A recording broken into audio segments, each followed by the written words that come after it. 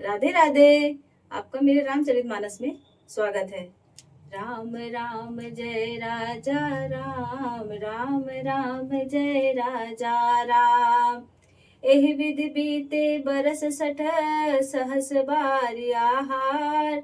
संवत सप्त सहस्त्र पुनि रहे समीर आधार।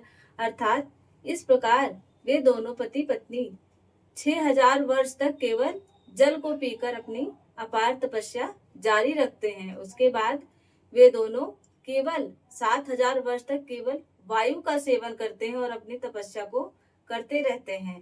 बरस सहस दस त्याग सो, ठाठे रहे एक पद दो।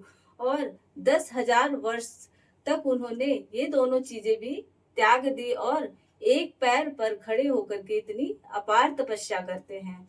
विधि हरिहर तप देखी अपारा, मनु समीप आए बहुबारा।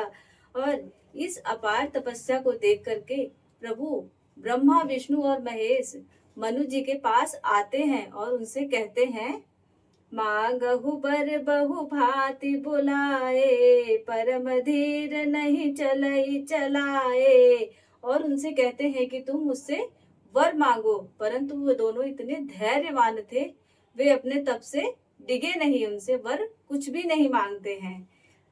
अस्थि मात्र होई रहे शरीरा, तदपि मनाग मन ही नहीं पीरा।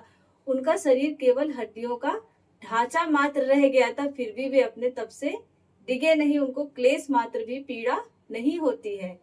प्रभु सर्वज्ञ दास निज जानी, गति अनन्य तापस नृपरानी। जो प्रभु सर्वज्ञ हैं, वो उनको अनन्य गति देने के लिए उनको अपना निज दास और दासी बना लेते हैं। मांगू मांगू बरु भय नभ बानी, परम गंभीर कृपामृत सानी। इतनी अनन्य भक्ति को देख करके आकाश से अमृत से सड़ी हुई आकाश वाणी होती है, अमृत से सनी हुई आकाशवाणी होती है कि तुम मुझसे वर मांगो। मृतक जियावन गिरा सुहाई, श्रवण रंध्र होई उर जब आई।